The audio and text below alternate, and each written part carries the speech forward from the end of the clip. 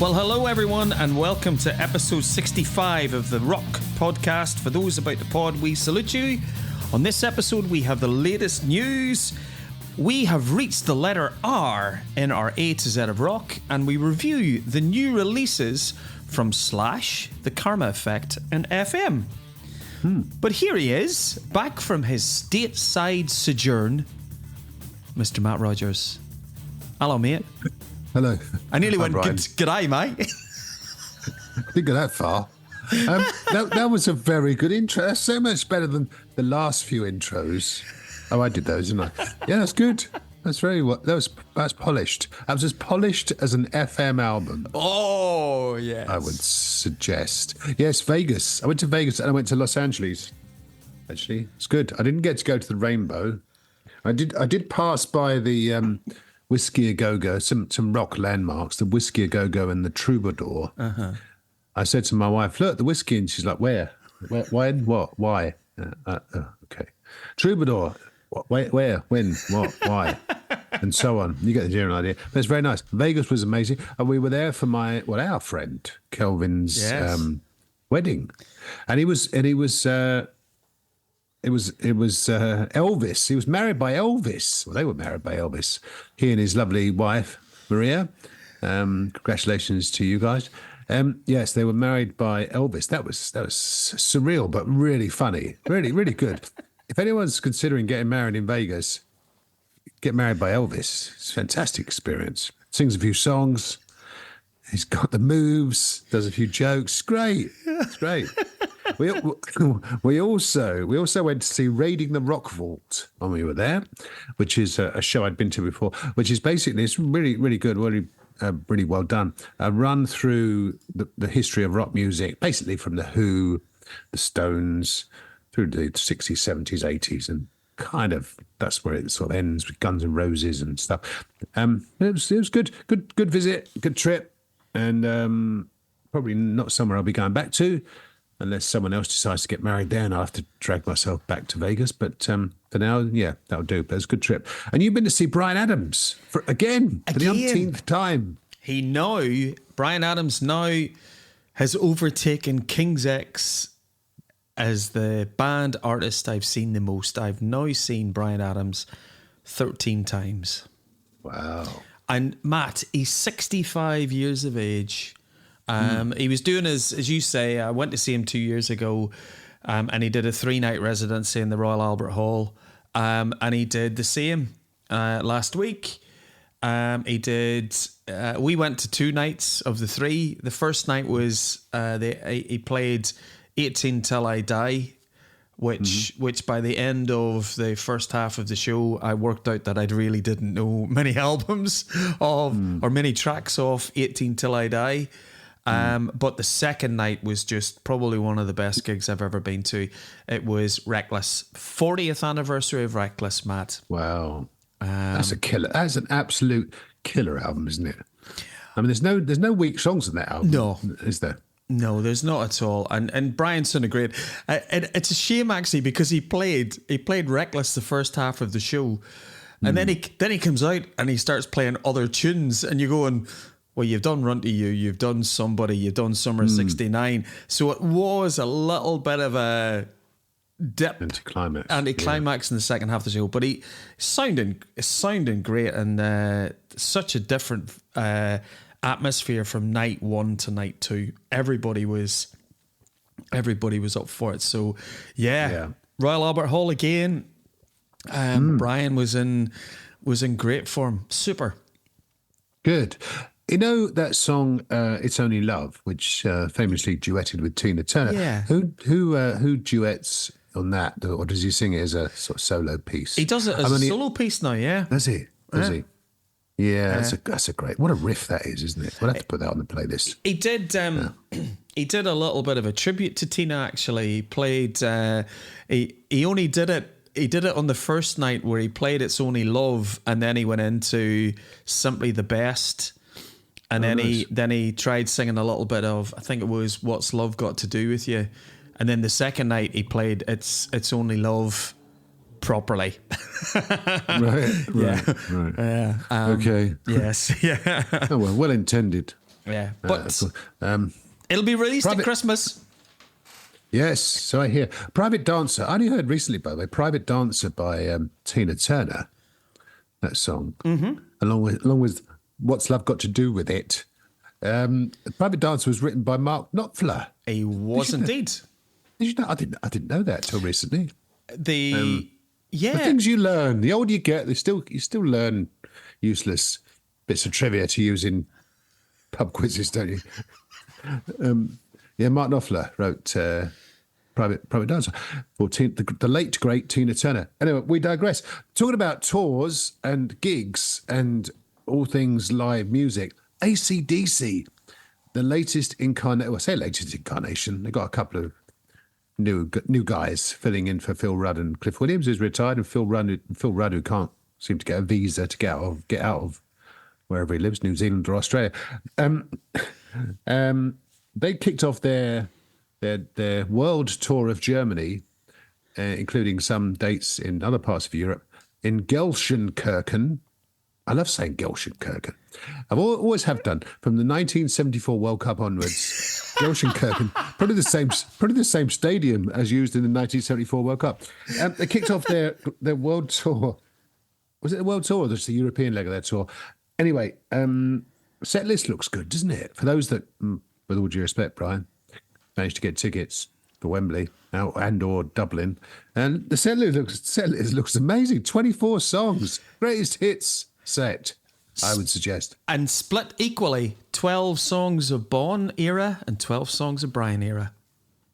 I like that. That's very good because Yeah. I mean, Bon Scott died in 1980. I mean, that's a long time ago, but to still play songs from that era, I think is a credit to them. Yeah.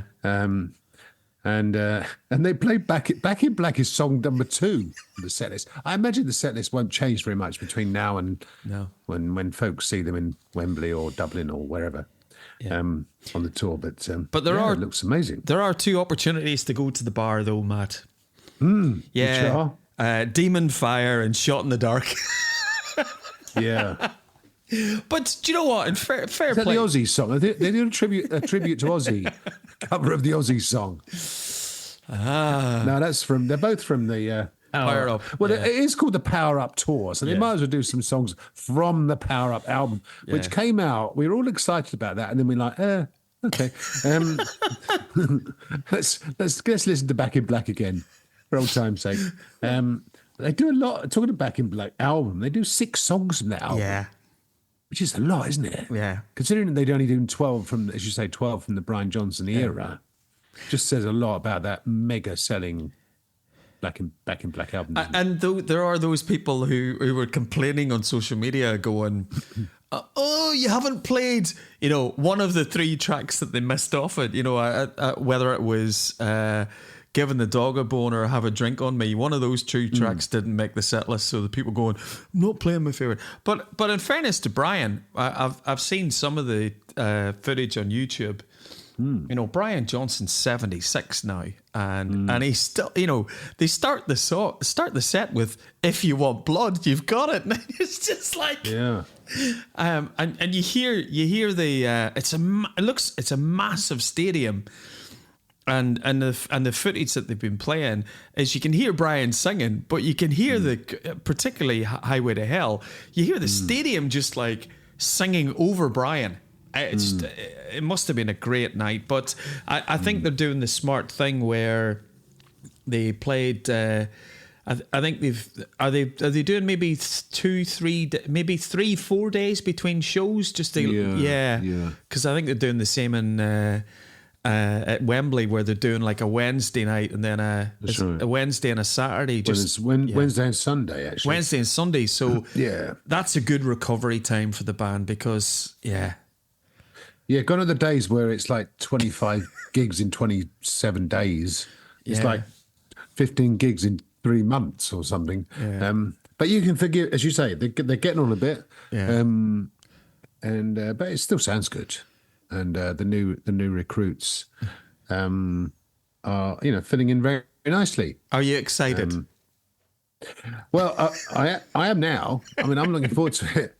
Do you know? I'm more excited for people we talked about this when the tickets came on sale. I'm more excited for people that haven't seen AC/DC before, and this will probably be their last chance. Wives, children, kids. My wife, for example, has never seen AC/DC, and friends of ours, kids, and so on. So I'm pleased for those folks. I mean, I first saw AC/DC in 1981, so.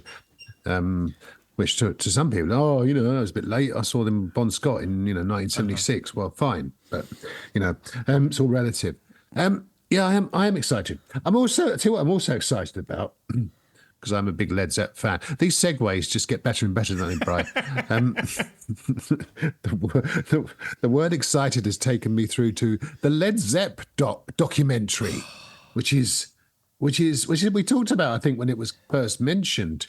Or did I dream about it? No, we have mentioned it. We did. Yeah. Did we? Yeah, I think we did. We mentioned a lot of stuff, don't we? So it's difficult to decipher what's true and what's not. But this documentary because over the years, Led Zepp, since Jimmy Page has done a good job of kind of bringing out rarities and demos and all that kind of stuff. But essentially, since DVD, which was released in 2003, which was a kind of a collection of all the films and all the stage footage and so on from various gigs over the years. They've been fairly kind of reluctant to go through the archives, as it were. But this new documentary called Becoming Led Zeppelin is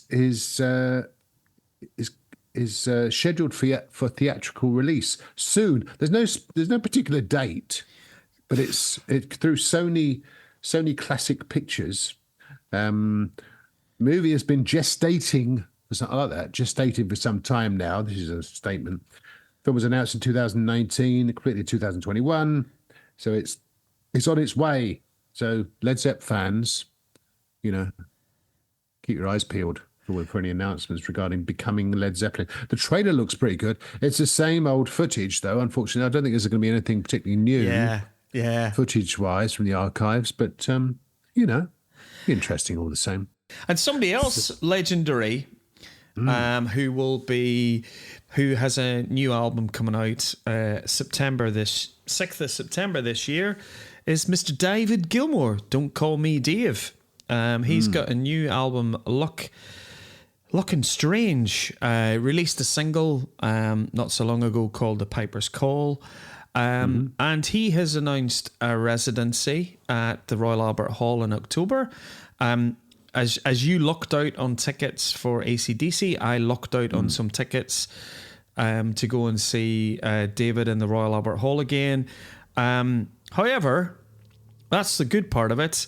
The worrying news about this, Matt, is it's rumoured that David may not be playing any of the 70s Pink Floyd material, which would mean he wouldn't be playing Wish You Were Here, Comfortably Numb, any of the classic Pink Floyd. And it got me thinking, well, I always wanted to ask you, how would you feel if you're going to see David Gilmour, the guitar player and the main lead vocalist in Pink Floyd, if he wasn't going to be playing the hits? Yeah, it's quite a sort of bold statement, isn't it?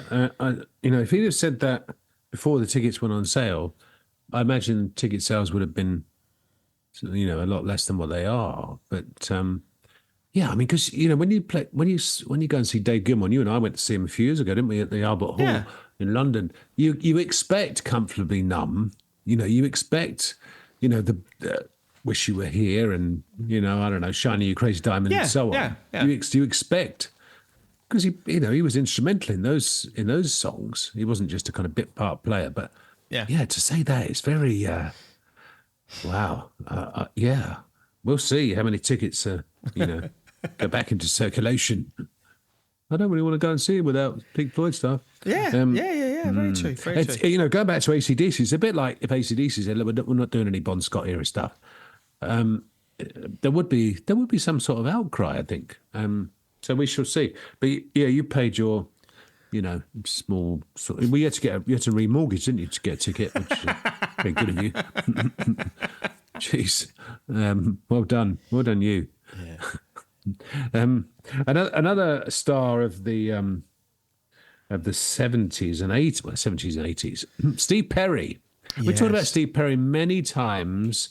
The great Steve Perry, who was the singer of Journey, I think until 2013. We talked about him many times, and he had an album back in 2018. He's carved a decent solo career, and of course, he does fairly well out the royalties of the Journey songs that he was involved in writing. But Steve Perry,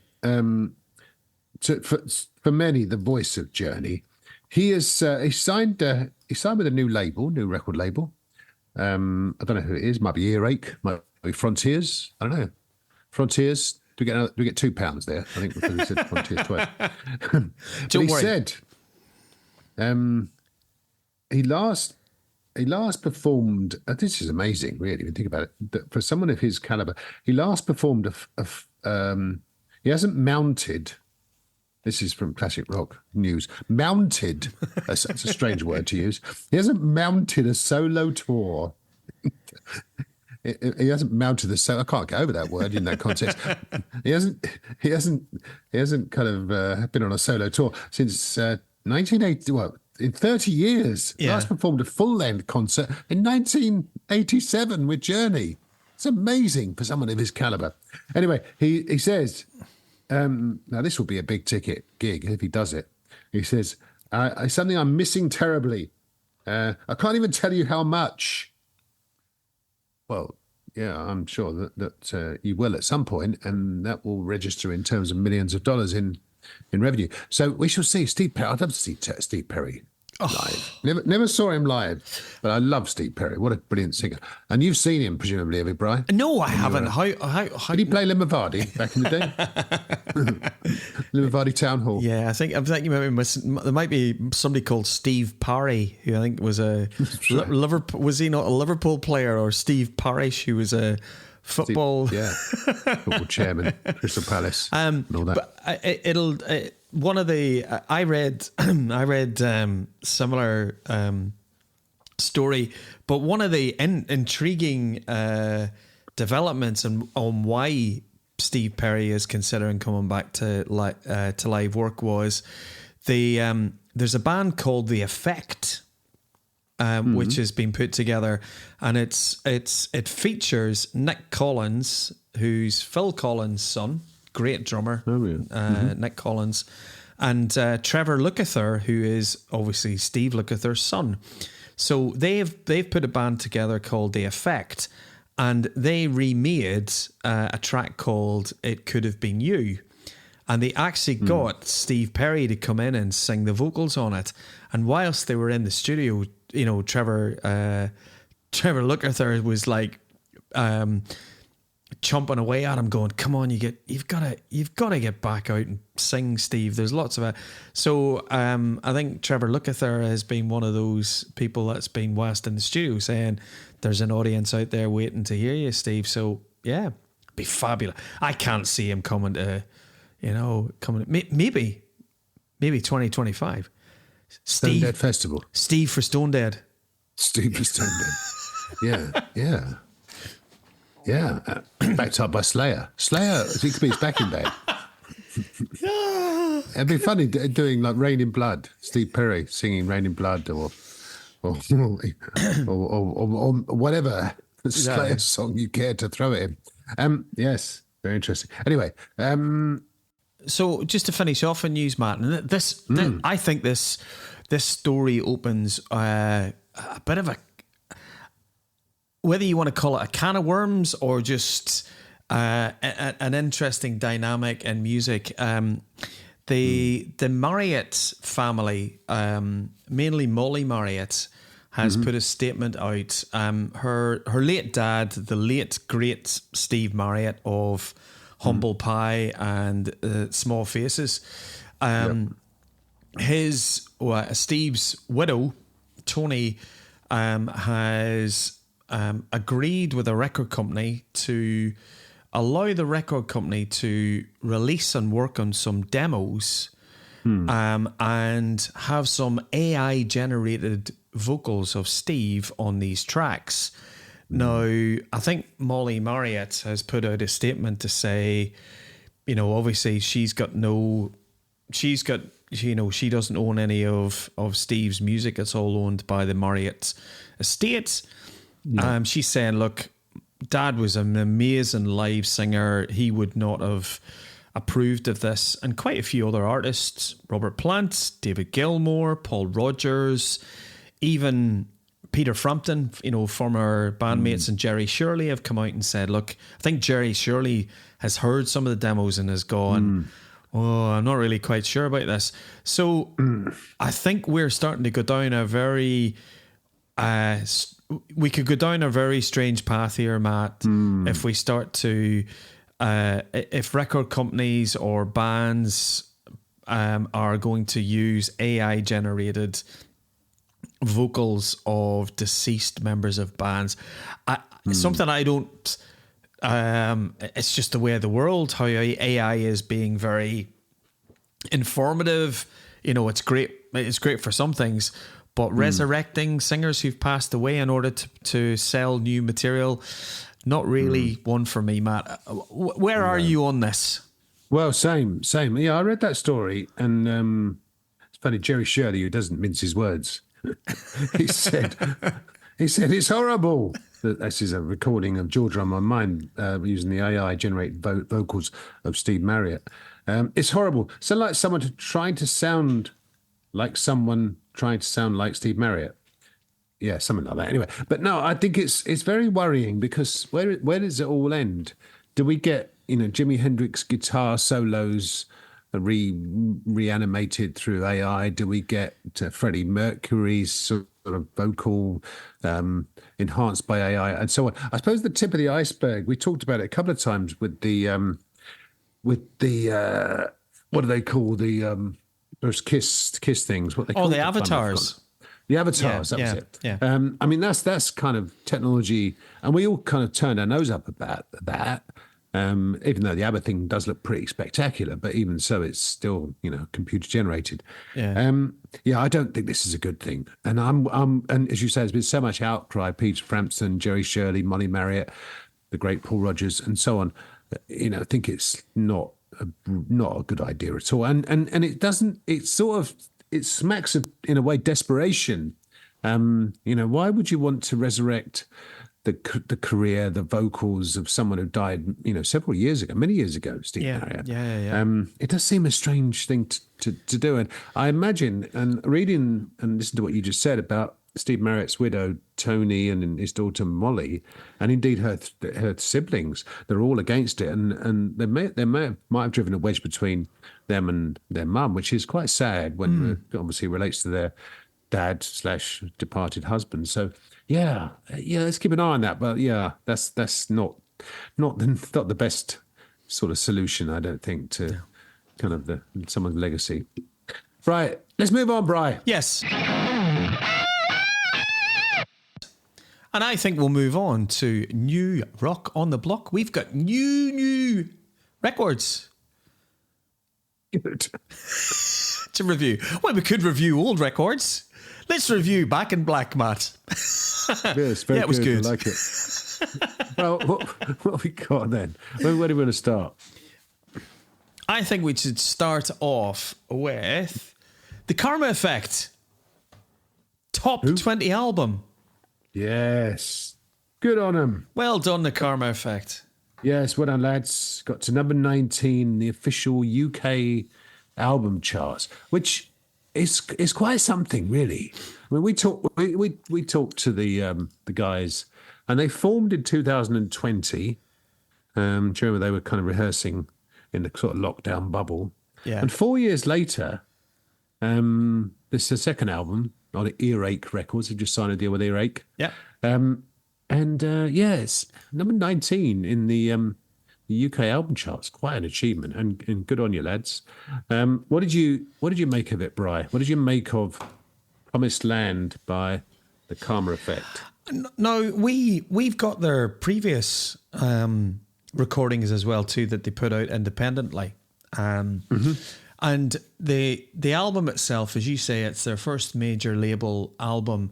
It's very, very Radio 2 friendly. There's some tracks on it where Better Days, for example, which is the back end of the album, really radio friendly tracks on it. Even the likes of, oh my goodness, the opening track itself, Living It Up, See You Again. See You Again's great because if you didn't see the video for it, it has that really Rolling Stones great. I love rock and roll played when it's got a piano on it, and the mix of the piano and the organ with the Karma effect just gives it that little really old school feel to it. So I really enjoyed it. There's Bob there's a real Americana Bob Seger feel to some of the tracks. Title track, is it Be My Salvation? Not the title track, which is Promised Land, but Be My Salvation's got a real Black Crowes feel to it. It's probably my favourite track in the album. And what I liked about it, Matt, it was 10 songs, 39 minutes. I listened to the album the whole way through, and it just was a nice, good bite, a good bite-sized chunk of an album. So I really enjoyed it. I thought it was really, really good. A little bit smooth around the edges from the first album, but yeah, really good. You can see it getting played on Planet Rock and Radio 2, in my view. Yes, and Scotland Rocks Radio, of course. I would tend to agree with you. It's got some great songs on it. I think the first few songs are the strongest songs on the album. Living It Up, it's got one of the catchiest hooks, the catchiest choruses, and indeed one of the best kind of sentiments you could ever wish for in a song. See You Again is a cool sort of song about someone who's kind of you want to see him again. It's good positive stuff. Wild Honey has got this really good, as you say, there are shades of they do wear their influences on their sleeve, the guys. I remember when we spoke to them, they're big fans of Aerosmith, Black Crowes. I think there's little bits of Whitesnake in there as well, because you say they bring the Hammond organ up, Seb Emmons keyboards, and it was a brilliant keyboard player. Yeah. And he deserves to be up in the mix. Good singer too, and a really nice guy. They're all really nice guys. It's hard to say something negative about their album because there isn't anything to say. It's a really good debut on a major label. I'm pleased it's selling well. There are some songs on it, Still Falling For You, and Be My Salvation, are clearly written from the heart by Henry Gottelier, the lead singer, main writer, lead guitarist, or second lead guitarist. Great band. Check them out. They're always on tour, and you'll probably see them again this year. They're playing festivals, but the album's really good. Go and buy it. It's really good. It's a really good album. Really great major label debut from the guys. Promised Land by the Karma Effect. Which brings us to Brian. Let's go with Orgy of the Damned. Orgy of the Damned. What a big title. Orgy of the Damned by Slash. It's his second album wherein he's kind of recruited his friends, his buddies, to play and sing on them. Do you remember his first album, which was his sort of debut album as Slash, as opposed to Guns or Snatch Snake Pit or wherever. That came out in I think about 2011, 2010, 11. I think it was. Okay, yeah. Yeah. It's a good album. I enjoyed that album. And this is more of a kind of blues R&B album. And he's recruited friends such as Gary Clark Jr. and Brian Johnson, and Steven Tyler's on there. Iggy Pop is on there, and so on. What did you... Shall I go first in this one? You Brian? go first in this one. I'm interested. Well,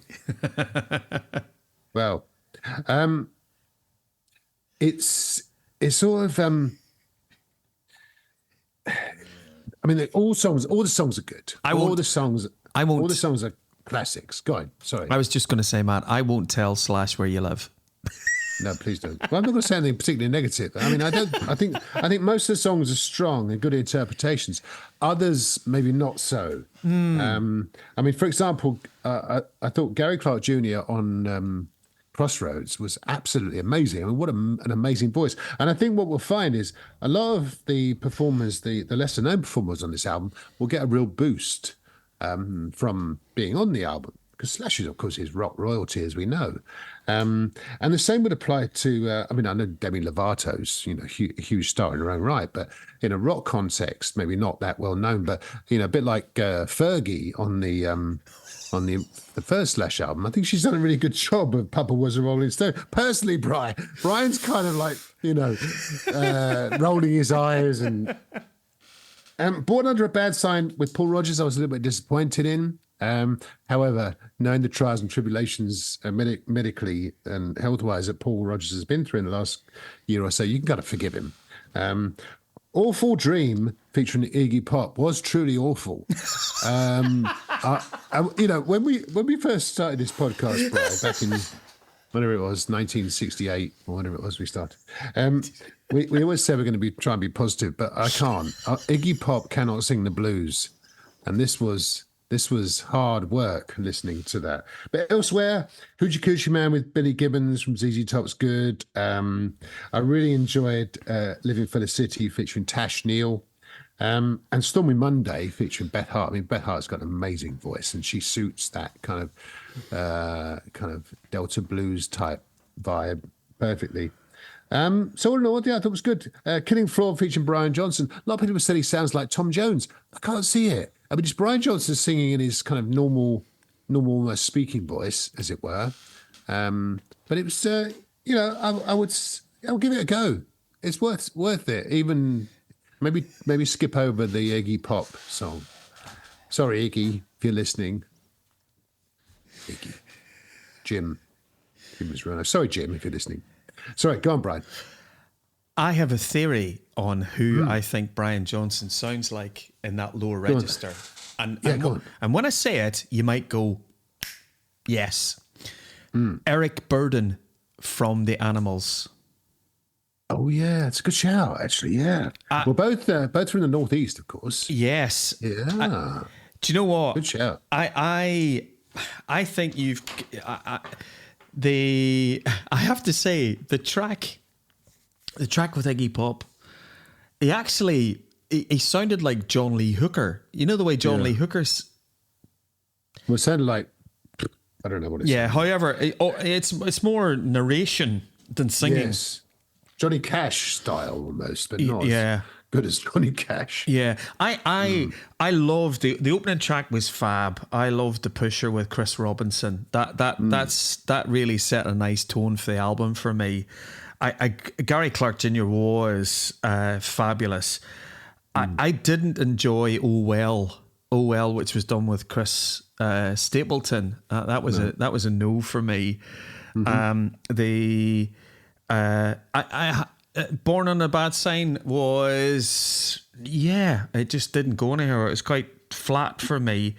The standout tracks I'd have to say was the Tash Neal one, Living in the City, the Stevie Wonder cover, and Beth Hart, where Slash got in really good blues singers like a Beth Hart and a Gary Clark Jr. and Chris Robinson.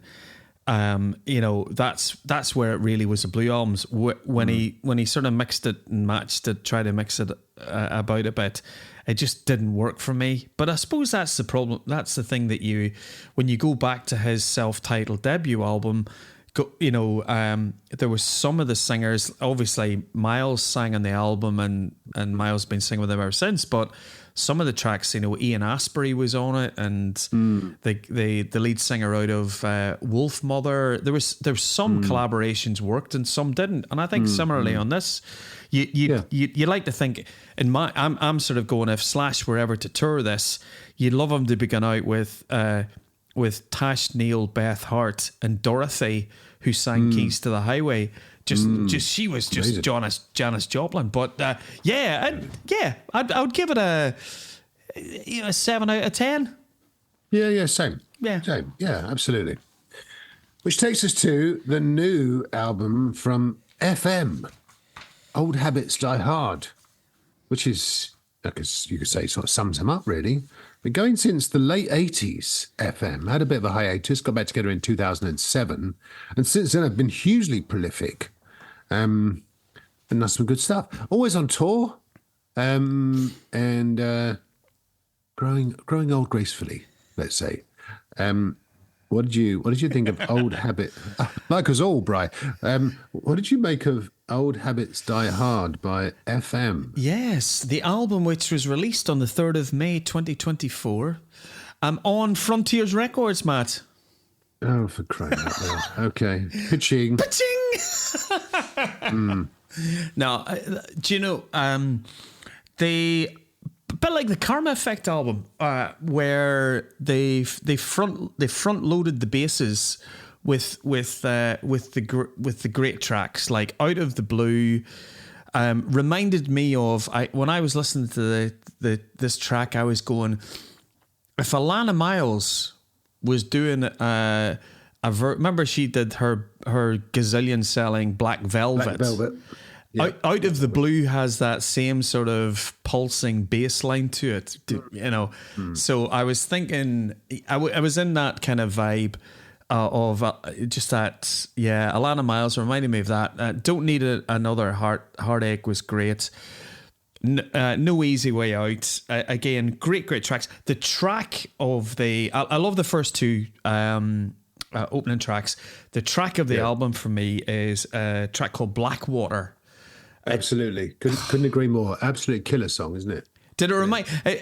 when I was listening to it, Matt, I was thinking, if Whitesnake... If the Whitesnake lineup for Saints and Sinners was making an album this year, they would have recorded Blackwater. And the solo on it as well, too. And I know Jim...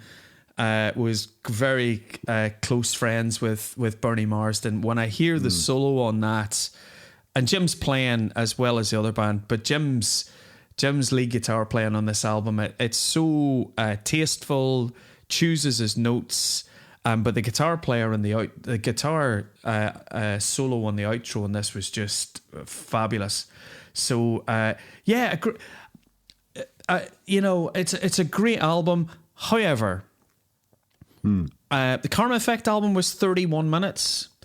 The FM album is 11 tracks, and it's 50 odd minutes long, Matt. 39 minutes, Karma Effect. Let's give him some credit. 39 minutes. The FM album's 11 tracks, 51. I have to say, the last two tracks, which are Another Day in My World and Blue Sky Mind, just dipped a little bit for me in terms of just songwriting, and I just thought the album really, the 9 tracks I thought were great, and then when I listened to the last 2 tracks, it just dipped a little bit for me in the album, and I just thought maybe it was a couple of tracks too long, or it would have been just an absolute belter.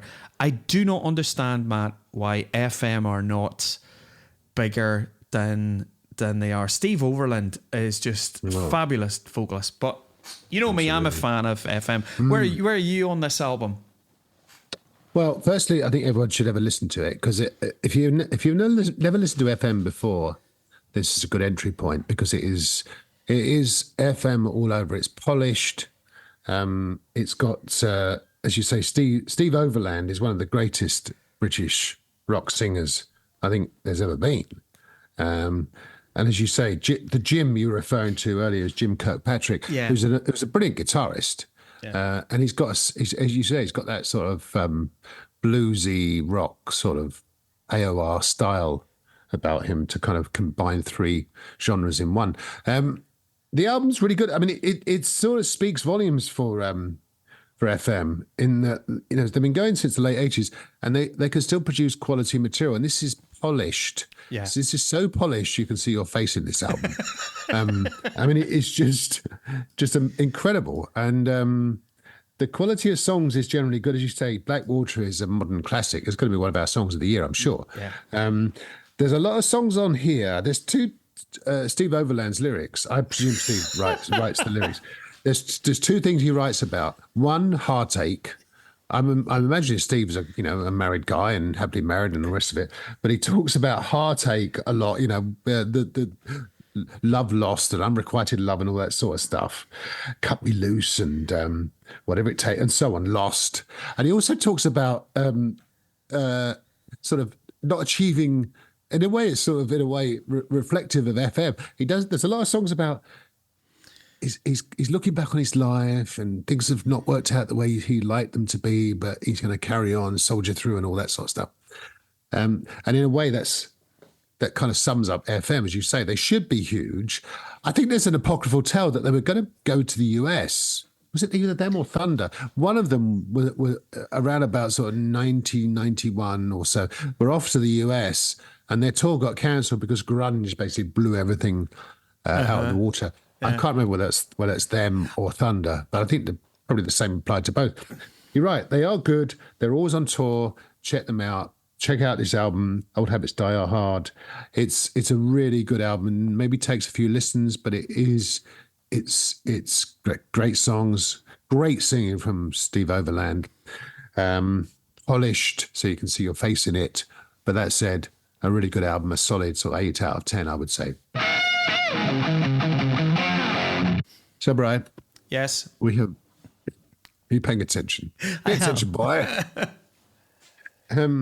We have reached the letter R in the A to Z of rock. We got through Q. That was okay, actually, wasn't it? Turned out all right. That's all right. A lot of people said to me, "Oh, yeah, thanks for reminding me of Queensryche and Queen, obviously, and so on." Queensryche, particularly. R. Now, R stands for rock music, and I was looking at Wikipedia. Rock is a broad genre. You can say that again. Broad genre of popular music that originated as rock and roll in the United States in the late 40s and early 50s, developing into a wide range of styles in the mid 60s. I quite like that because, as we've established many times on this podcast, rock music is a very broad church indeed. From Yes to Slayer, well, for example. We're the new. We're carrying the Slayer flame, exactly. aren't we? Bring back Slayer. We almost reviewed Kerry King's new album, but it was just too much on the ears. Kerry King is the guitarist of Slayer, of course. But maybe next time. Good on you, Kerry. But rock music, that's why we're here, Bri. That is the R that overshadows and underpins everything we do. However, I think we should start with the Rolling Stones. Remember them? They should be all right. I think they're going to be good, those guys. Yeah. They've got a future ahead of them or a past behind them. They've just celebrated. I mean, they started I saw them in 2012, the only time I saw the Stones. And that was their 50th anniversary then. Yeah. He's 80 years of age, Mick Jagger. No. And he's prancing around the stage and still sounding great. I know. Yeah, our friend Kelvin saw them in Vegas, actually. When he was there, he stayed on for another day, saw them. He said, I think he said something online, so men of that age shouldn't really be, that good. Yeah. They still carry it off. Formed in London in 1962. A chance meeting between Keith Richards, another R, of course, and Mick Jagger, at Dartford railway station, where they started talking about albums. Remember the good old days when you carry an album under your arm, and the Stones were essentially born from then. Had their ups and downs, of course, over the years, but produced some of the greatest songs in the history of music. I mean, you name it. I mean, everyone's in a way a kind of a closet Stones fan, whether you're sort of 60s, 70s, 80s. Or even recent era Stones fan. They're still producing. Hackney Diamonds, of course, was their last album that came out, I think last year, wasn't it? Wasn't it? It met reasonable critical acclaim. So, the Stones. You've seen the Stones a few times. Of course, famously, you stole Keith Richards' plectrum, didn't you, from his pick from his roadie, didn't you? No, I asked politely Pierre, his roadie, if I could have a plectrum. Actually, I sort of gesticulated at him and just went, you know. Did you do the universal? Yeah, gesture I did the universal. You got to be careful with that one because it's got another. If you go the other way, it could have other connotations. The universal gesture for, can I have your pick? Can I have Keith Richards' pick? Yes, and he obliged nicely. And then Keith Richards looked around and said, "Where's my pick, man? I haven't got a pick. I can't play Jumping Jack Flash without a pick." That's another impression to add to the collection. Of course, the canon well done. First Nations. It's the Rolling Stones. Anyone else you got any R's, Brian? Oh, do you know somebody who I'm going to mention? And we didn't even talk about this in pre-production. Pre-production. Oh my God! What, do we do pre-production now? We do now. Do we? Oh, okay, great. I'm glad you told me. I'll turn up next time. Exactly. Yeah. I was at the pre-production meeting on my own. Somebody who I am going to call out that we never give that much love to, and he was in two great bands, Mr. Mick Ralphs. Oh my goodness! Who was obviously in Mott the Hoople, and then he was the guitarist and one of the main songwriters, you know, when you think of Bad Company. And I just think we give Paul Rodgers lots of love on the show, and Mick Ralphs is somebody who is underrated as a guitar player, underrated as a songwriter. So yeah, Mick Ralphs, Matt. That's a really good shout, actually. And yeah, famously, he, as you say, left Mott the Hoople to join Paul Rodgers, formed, what do they call that when they bring lots of like really kind of high caliber musicians together? Supergroup. That's it. They formed one of the first super groups with, as you say, Paul Rodgers and Simon Kirk. Simon Kirk and Boz Burrell. Yeah. Yes, sorry, I had a mental block then about Boz Burrell, the late great Boz Burrell. Yeah. But yeah, brilliant. That's a good shout actually, because Ian Hunter didn't want Can't Get Enough or no, he didn't. Ready for Love or anything like that. Yeah. No, they're not Mott the Hoople songs. No, you can have those. Keep them to yourself. Yeah. Go and play with Paul Rodgers, that bloke from Free, and the rest is history. Well, yes. I mean, you mentioned Paul Rodgers. Yes, that's a cool surname, isn't it, Rodgers? Arthur Rodgers, of course. Different spelling, of course. But Paul Rodgers. I mean, I think we probably talked about him more. We talked about many people lots of times over the years. Yes. Whether it be Campbell or Diamond Head or Thin Lizzy or King's X. Well, Paul Rodgers has certainly come up many times. The greatest, in my opinion, and probably yours too, the greatest rock vocalist there's ever been, and probably ever will be, with Free, Bad Company, and The Firm, and Queen, and solo career, and so on. I'm not going to disagree with you there. No, I know you're not. Yeah. No, we both are in tune with that, with the great Paul Rodgers. Yeah. We mentioned Keith Richards earlier, but another guitarist that is sadly no longer with us. Well, Keith Richards is with us, but sadly Randy Rhoads isn't with us. We touched upon Randy Rhoads last time, didn't we? Another guitarist who was in two mega groups, Quite Right, and of course Ozzy's band. Yeah. And died in 1982. That very sad situation with the pilot who'd been discredited, lost his license, and decided to buzz the tour bus and crashed, and that was there. I mean, a very, very sad end to Randy Rhoads. By all accounts, a nice guy, a really quiet guy. Wasn't happy with the rock star lifestyle, and was instrumental, of course, in re-establishing Ozzy as a solo performer in the early 80s. I remember buying that first Ozzy album, the Blizzard of Oz album, and it stands the test of time. Some of those songs on that album, I Don't Know, and of course Crazy Train, Mr. Crowley, and so on. And he was instrumental in creating those songs. Randy Rhoads. Thoughts on him, Brian? Yeah, I can as a guitar player, not a very good one, as you know, Matt. No, you are. I'm going to set the record straight once and for all. Brian is a really good guitar player. He's a really good singer. I give him a lot of. I'm going to draw a line under that. Not the Princess Diana love, but the guitar playing. Brian's a very good guitarist. Back to you, Bryce. I stayed away from Randy Rhoads. I've never tried to learn any of Randy Rhoads' guitar playing. you know, when you've been listening to the Status Quo and Francis Rossi and Rick Parfitt, and then you hear Crazy Train and you hear I Don't Know, there's little bits of it. You know, the riffs are brilliant. The I Don't Know riff is fabulous. But then when it goes to the guitar solo, it's like you're looking around the stage going, can somebody else do this bit? Because he to me started that whole genre of really shredding, you know, in terms of that Yngwie Malmsteen, the classical, you know, I remember when they brought out the live album Tribute and you hear the outtakes of the classical piece D. And he's so, as you say, he was so softly spoken, and there's a couple of little, you hear him talking to the engineer and he was recording it. He's just a masterful guitar player. Like Gary Moore was a massive fan of Randy Rhoads.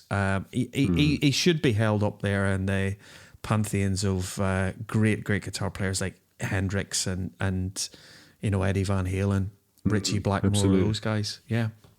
D written for his mum, by the way. That piece of music. Yeah, very nice. Yeah. Moving on, Rainbow. Not the children's TV show from the 70s, of course, featuring Zeppe and George. Bungle. I can't do Bungle's voice. No one can.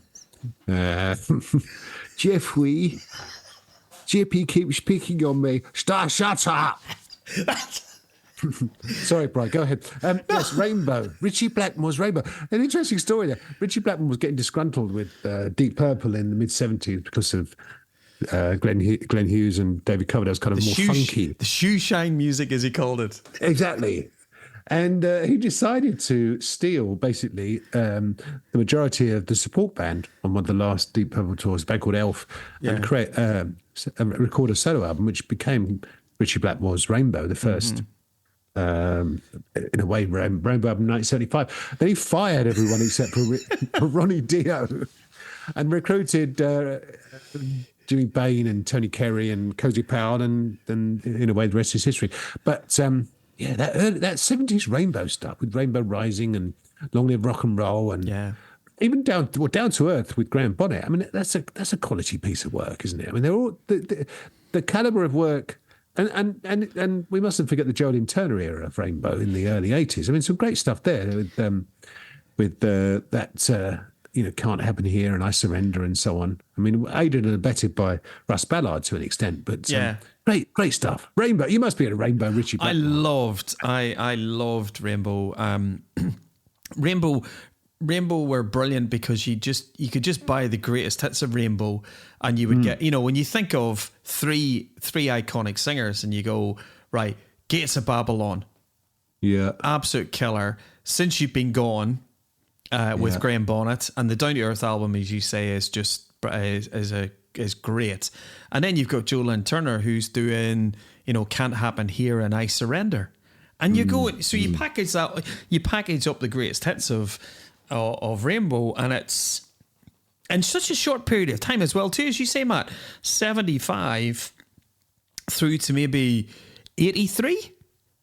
Well, he went back to Purple, didn't he, in about 83, 4. I mean, less than 10 years, they were done. Yeah. Obviously had incarnations with Doogie Wyatt and Ronnie Romero. We saw them a few years ago, didn't we? Yeah. Famously, when Ronnie Romero came on stage and said, "Good night," when he meant good evening. That didn't set things off on the right foot, but anyway, we forgive him for that. The mighty Rainbow. Yes. Apparently, I've got to stop saying mighty so much. The great, revered Rainbow. Let's move on to Rush. How can we forget Rush? We've talked many times about Rush. We won't dwell on Rush. One of my favourite bands. No longer an entity, of course, with the death of Neil Peart several years ago. But wow, I mean, what a canon of work! Rush from Canada, Toronto, Canada. Rush. That's what they say on the live album. All the words of stage. Are you a Rush fan, Brock? I can't remember now. We've talked about Rush so many times. I'm a latter day Rush fan. I'm pretty much last album. You got into the last album. No. These guys are great. I like these. No, I got into Rush from Power Windows. Oh, okay.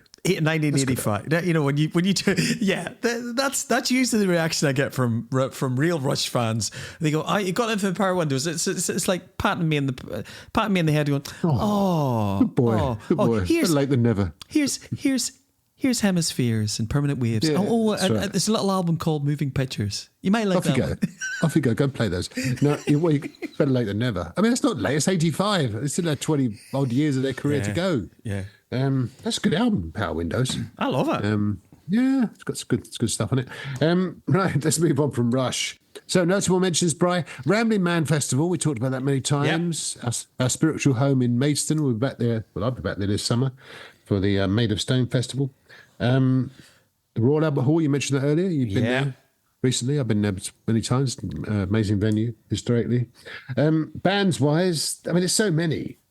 We really need like 2 hours to go through the Ramones, Red Hot Chili Peppers, REO Speedwagon, Rage Against the Machine, Radiohead. Yes. He says, controversially. Rat, Rammstein, Reef. Have I mentioned some of these?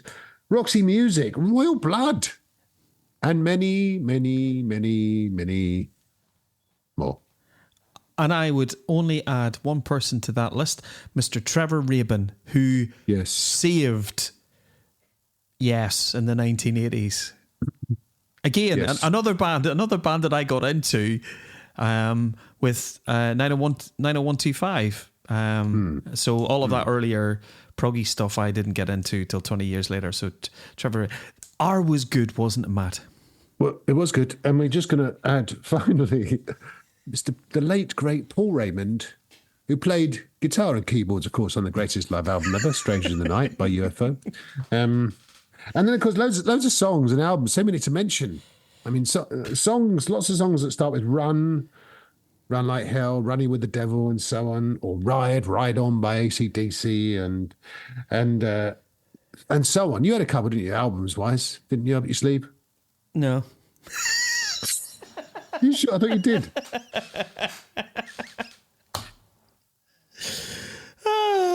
Good. Rumours.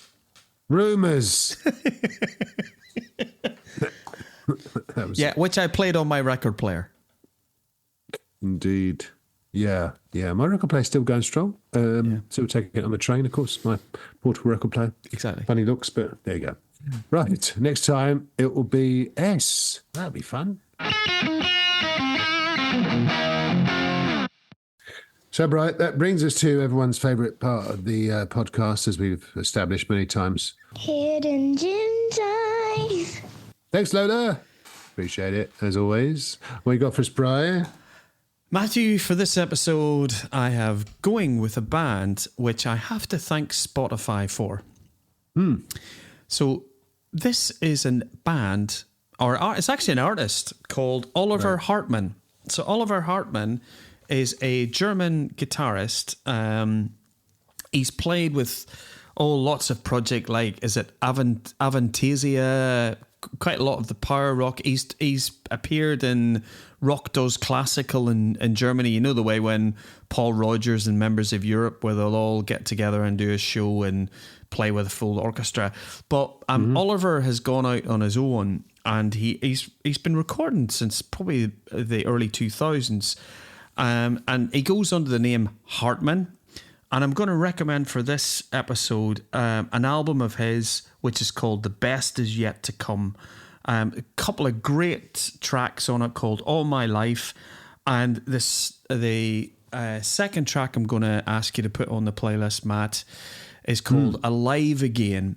I think you will actually like Hartmann quite a lot, because if you listen to Alive Again, and then there's a track on another one of Hartmann's albums called Shadow and Silhouettes, called Glow. Oliver's vocal is very Scott Stapp. It's in that low, it's in that baritone Creed 90s real good structured rock. I heard the track. And I've just been listening to Hartmann over the last few days. A real hidden gem. Great singer, great guitarist. Yeah, check out Hartmann. and the album is called "The Best Is Yet to Come." Very good. Thank What have you got? I shall. Well, I'm going to take us back to 1981. Margaret Thatcher is President of Britain. The president. Oh, Was she not President of the UK? No, Margaret Thatcher is Prime Minister. And I was a mere slip of a lad, and which is hard to believe, I know. To an album by a band we haven't kind of touched upon particularly, Tigers of Pantang. oh my goodness! Do you remember them?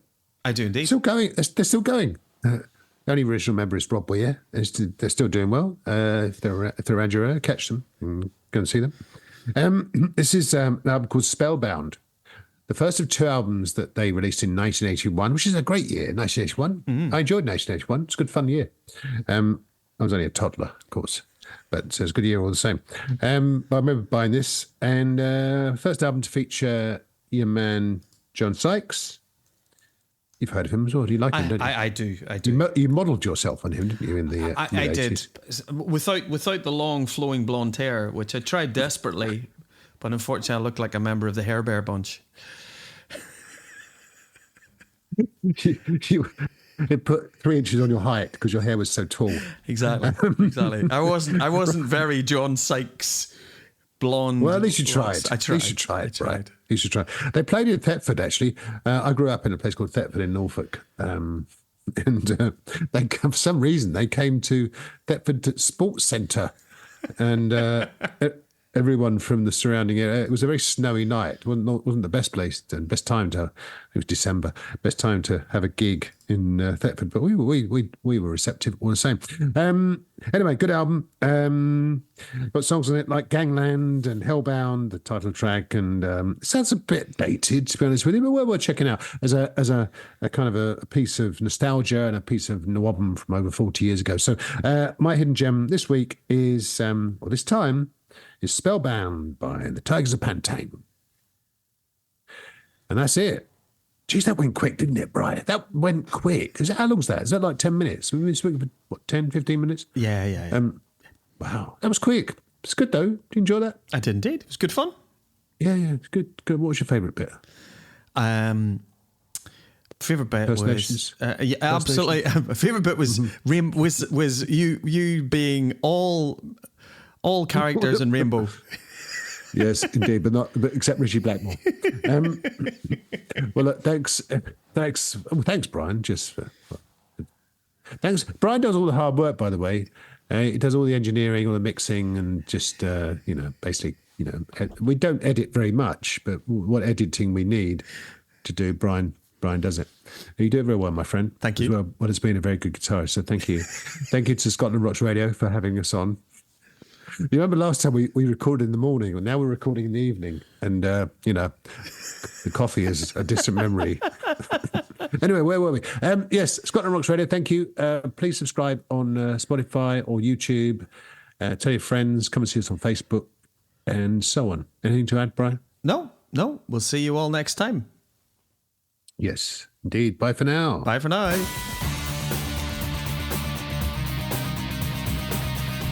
Those Bad Pod, we salute you, is a Made in Rogers production.